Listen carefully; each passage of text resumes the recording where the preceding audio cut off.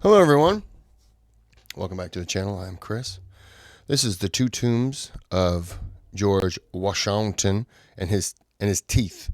History Travel episode 1, 2, 3. Click on that thumbs up. I'm already subscribed. See how easy that was? Helped him out tremendously. If you could do the same for me, it helps me out as well. I have a thanks button as well. You can click on that, donate to the channel, request a video. If you do, your name sponsors that video. It's my way of saying thank you. Again, give me just a second. All right, sorry about that. You know when you get that sneaky suspicion that, have I done this video before? No, I have not. Okay, on to the video.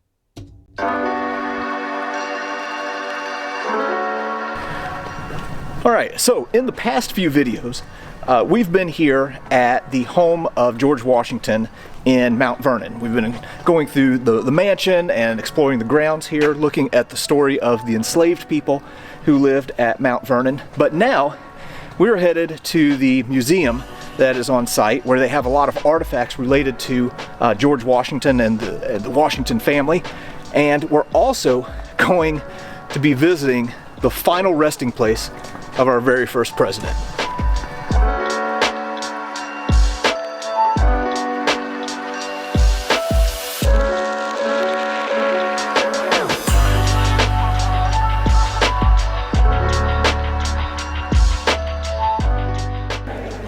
All right, so we just got into the museum here at Mount Vernon, and this exhibit kind of takes you through the life of George Washington. I don't know what to expect, so we're going to kind of go through here and see what we can learn. This thing, you stand there and you look at it, and when you get on the side, it's like a 3D picture that's set in. So when you go to the side, it's still the same image. When you go to the other side, it's still the same image. It's really cool. So we're going to kind of go through here and see what we can learn. So there's something that I wanted to show real quick that is simply amazing. Really everything that we see here at Mount Vernon is courtesy of the Mount Vernon Ladies Association. So if you look, they have some pictures here of what Mount Vernon used to look like. Real fast, on another video of his that I did earlier today, I said there was a deck, but you see now there is no deck. I forgot there was little decks on both sides. I don't think there was on the other side, but yeah, you can see how much disrepair this is in because they have all these beams here, really just holding that up. But yeah, they ripped these decks off, so. Like those are ship masts that are holding the structure together. And then if you go over here, here's another picture of what Mount Vernon looked like at one point. So we almost lost this historic structure. But thanks to the Mount Vernon Ladies Association, restoration work was done and continues even to this day. Here's something else that's kind of cool that I didn't know. Thomas Edison designed and installed Mount Vernon's first electrical system in 1916. So that's kind of cool. Just learning all kinds of neat things here today.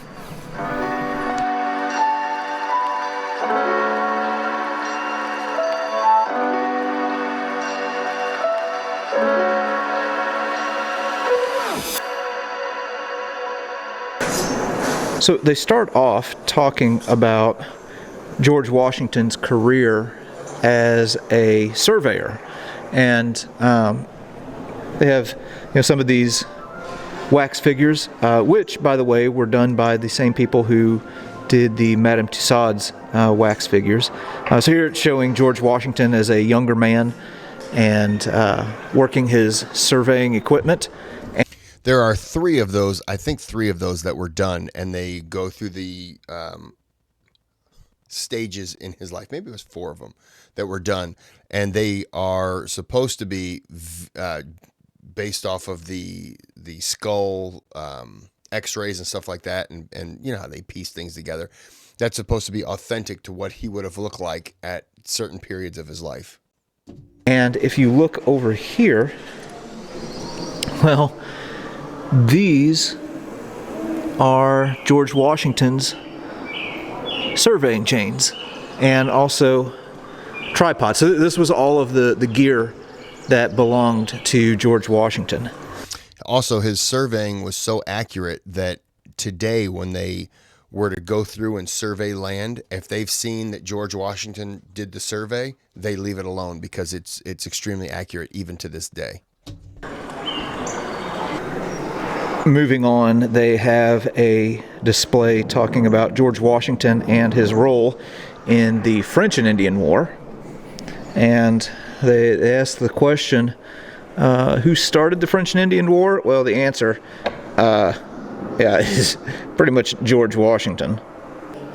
Another key moment during the French and Indian War that involved George Washington was the battle at Fort Necessity. And here they have a crossbeam that was said to be a part of Fort Necessity. Very interesting. One thing that's really cool about this museum is they have a lot of original artifacts that belong to George Washington, including the 1753 silver-hilted small sword that belonged to Washington. We've got this whenever he was 21 years old, and it's believed that he carried it during the French and Indian War. Wow. So George Washington belonged to a secret society known as the Freemasons, and these are just some objects that are associated with the Masons. So you have like this hourglass that was used during lodge meetings, punch bowl. Yeah, interesting. I like this painting. This kind of jumped out at me whenever I came around the corner. This shows Mount Vernon in process. So we know Mount Vernon, you know, the finished product. This is what it may have looked like as it was being built.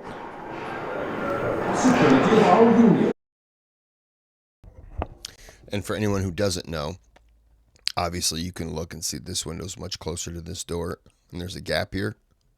Well, that's because this window up here, this room, in this front door, there is the staircase. And the banister goes up and curves to about here. Woo, excuse me. That was my throat and my stomach. They could not put this window over here because of that banister. I guess it was in the way, so it had to move over. And that's one thing that bothered him forever. I mean, literally, if he revived today, he would say, oh, that damn window and banister situation still isn't fixed, huh? May have looked like as it was being built. Well, as we are moving through, we are getting into the part of Washington's life that he is very well known for, and that is the leadership that he provided during the American Revolution. So they have, I like how they have a bunch of interactive pieces in this museum that make you think. It's not just reading, but here, you know, they're asking, you know, would you want to be Commander-in-Chief of the Continental Army? And it helps people to kind of get into the mind of George Washington and realize the challenges that he was up against. Here's another wax figure of George Washington at age 45, which is how he would have looked during the American Revolution. And it would be very easy just to kind of pass by this and look, but once you know the story behind how they made this, really gives you a greater appreciation for it. They actually went and got the waistcoat and breeches of Washington from the Smithsonian, took measurements, that way they could get like the proper height. They also took samples of hair from that time to get the hair color right.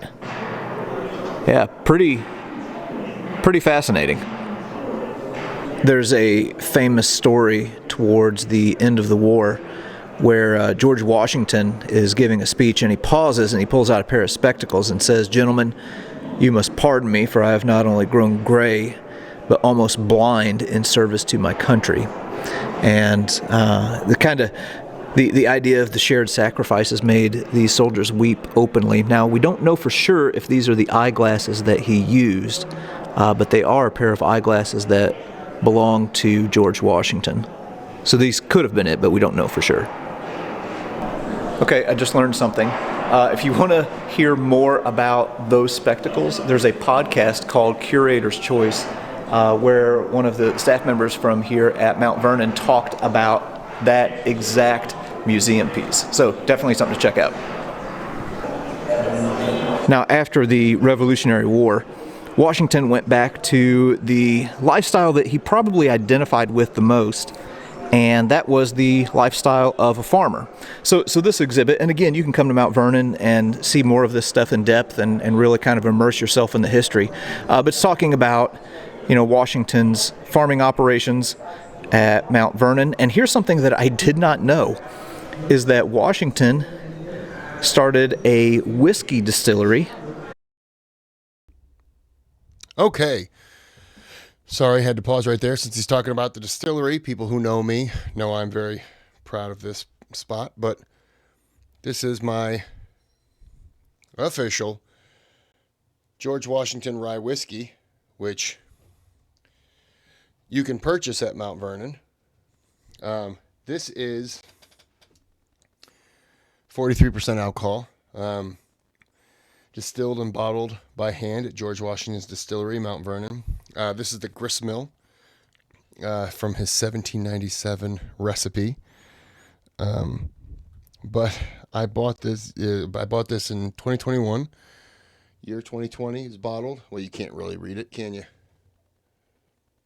Why would you? Number 316. But yesterday was Washington's birthday. I wasn't feeling good. Still don't feel great. This is rye whiskey. This bottle, just so we're clear, size comparison, soda can, bottle. Okay? This was $90. So, when you look and you see that it is right there, and it was, up to the neck, this is sparingly. This is once a year on his birthday. I did not do it yesterday. This is going to be a very smaller shot. Put that. They have, they had a bunch of them. I just wasn't prepared for it because COVID had just happened when I went there in February 21. Well, it was still going on.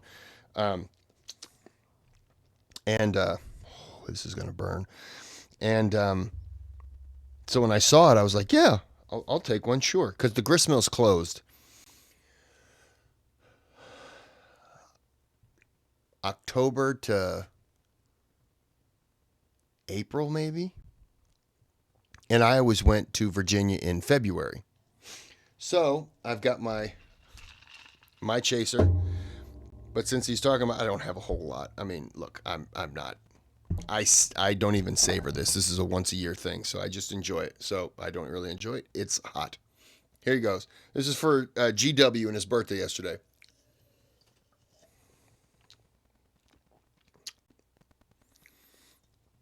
I mean, it is fire right now.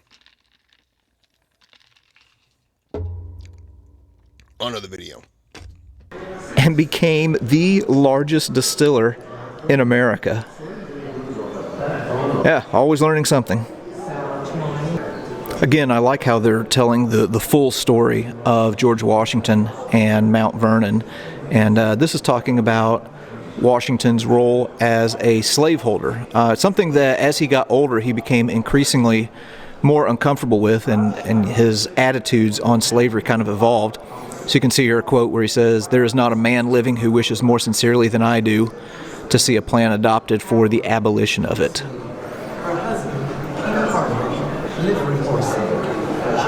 And here are a collection of tools that came from Mount Vernon that the enslaved people of Washington would have used. You can go around here to the other side and see a little bit more. So this thing right here, get this, that's an 18th century waffle iron.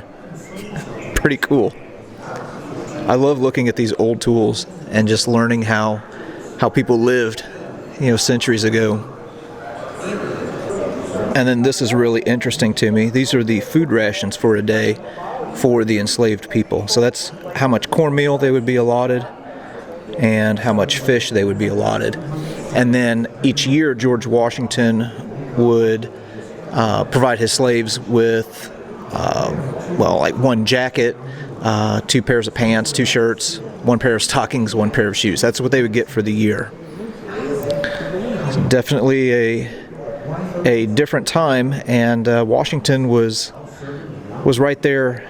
I guess you could kind of say in a period of evolution in human thought regarding slavery. That's a lot of cornmeal for a day. I mean, you can make those little, they called them Indian hoe cakes or little Johnny cakes, which were,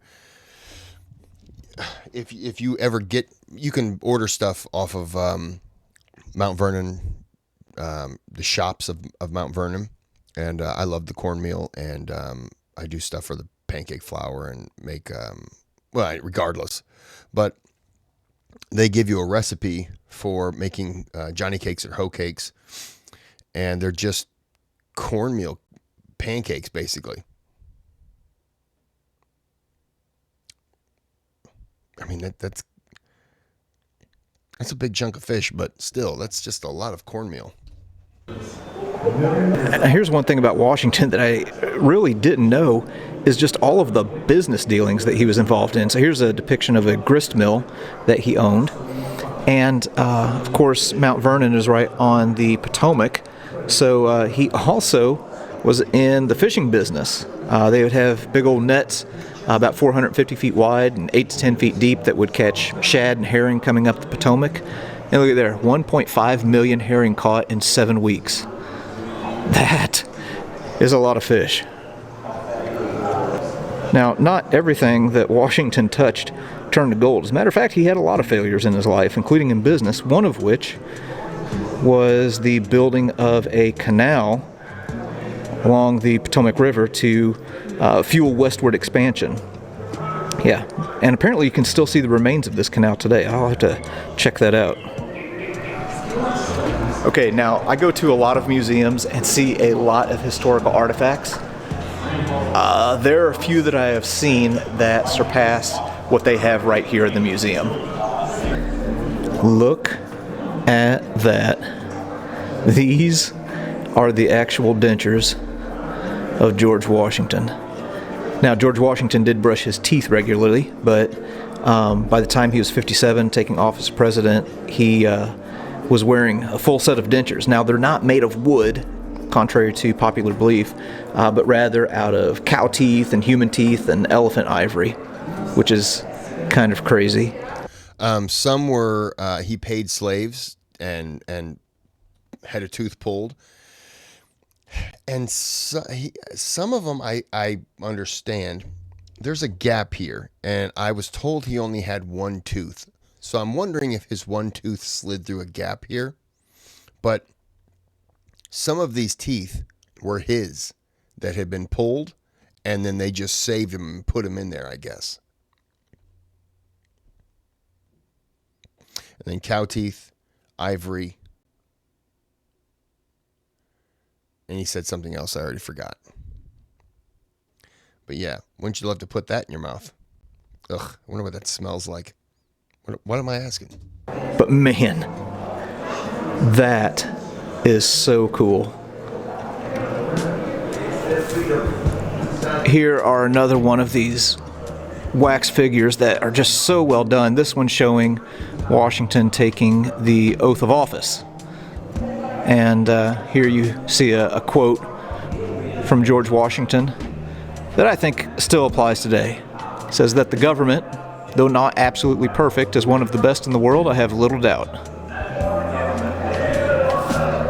Now, as you're moving into the section on Washington's presidency, we're not going to go through every single thing, but they talk about some of the key pieces of legislation and key policies that Washington had, including, one with westward expansion. So here they have an artifact showing one of the first peace medals that were issued to the Native American tribes, basically trying to curry the favor of the Native Americans who had previously worked with the British. But yeah, you can learn a lot about Washington's presidency here in this exhibit. George Washington is the only president to have not resided in the White House, because there wasn't a White House yet, but he did oversee the planning of Washington, D.C. with Chief Architect Pierre L'Enfant. So they created this plan for Washington City, or what we now know as Washington, D.C., in 1793 for a permanent capital, the center point, which is right there at the Capitol building. I could be wrong, but I think he laid the cornerstone for what would be the White House.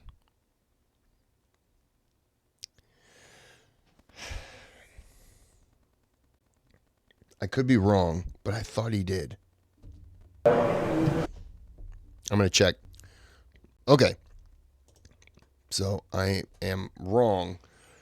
No, Washington did not lay the cornerstone for the White House, but he did choose a site and oversaw construction. Cornerstone was laid in October 1792. The cornerstone of the building was laid October 13th, 1792. Some accounts claim Washington was present, while others claim he was in Philadelphia at the time. According to tradition, the cornerstone was laid by Hoban and a group of Freemasons. So that's my fault. My bad. I'm glad I checked. It didn't feel right. There you go. And kind of rounding out George Washington's story, we get to his final hours and death. So here they talk about what led to the death of George Washington. So in short, he was 67 years old at the time, and on December 12th had gone out in kind of a wintry mix of snow and sleet and cold winds, and kind of caught cold, wasn't feeling well. And over the next few days, things did not go well for George Washington, and you can see some artifacts that they have in here. There's like a watch that was owned by one of the doctors who attended to Washington on his deathbed. They also have, you can see there in the middle, it's a little bit dark, a thumb lancet that was used for bloodletting.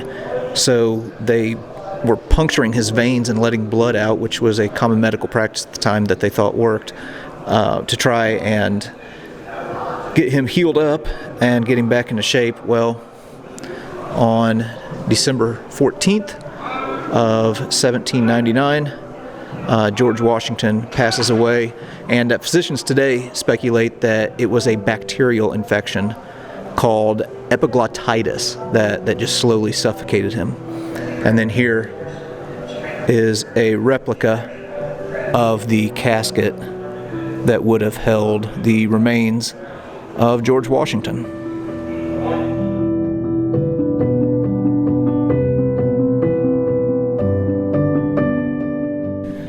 After the death of George Washington, he was laid to rest here at Mount Vernon in the family tomb. And he left instructions for a new tomb to be built because he said the old tomb was improperly situated. It was too close to the banks of the Potomac, and he was afraid that erosion would cause it to collapse at some point. So anyway, we're heading to the grave of George Washington, but first I wanted to show the old tomb. And here is the original vault that held the remains of George Washington. So you can look out and see how it overlooks the Potomac River here. The remains of George Washington were here until 1831, whenever they were moved to the new tomb, which is just a short walk away. He requested that the new tomb be built, and they waited 30 some years before it was actually finished. So that probably annoyed him.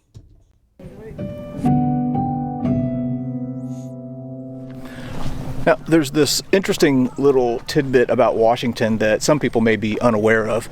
After his death, there was this movement amongst a bunch of politicians to have his body interred in a vault right beneath the Capitol, which is situated at the exact center of Washington, D.C. Well, Washington had wanted to be buried here at Mount Vernon, so Martha was very resistant to that and wouldn't allow it to happen. But anyway, we're approaching the final resting place of Washington right now. If you ever go, don't just be fixated on the tomb itself, like the glass, the cage. Look at the brick surrounding it, because it was home. His territory was off limits to battles during the Civil War, but Civil War soldiers, North and South, controlled it from periods of time and paid their respects there. But in the brick, they etched their initials in some of them, and some of them etched their initials and the year. So when I was going through, I took pictures. Just awesome. But it's one of those things that they don't tell you when you're there. I found that out after my second trip. So my third trip, I went and actually took pictures. Well, here we are looking at the... And I'm talking like all along here. And over here, you'll be able to see engraving into it. It's fascinating. One of the initials was like AJ 1862 that I have a picture of. I wonder what that person's doing today. The final resting place of George Washington. And up here on this stone are etched the words, within this enclosure rest the remains of General George Washington. So of course we have the American flag on the left, and then the Commander-in-Chief flag on the right. And if we approach, well, in the sarcophagus here on the right is George Washington, and then over here on the left is Martha Washington. Huh.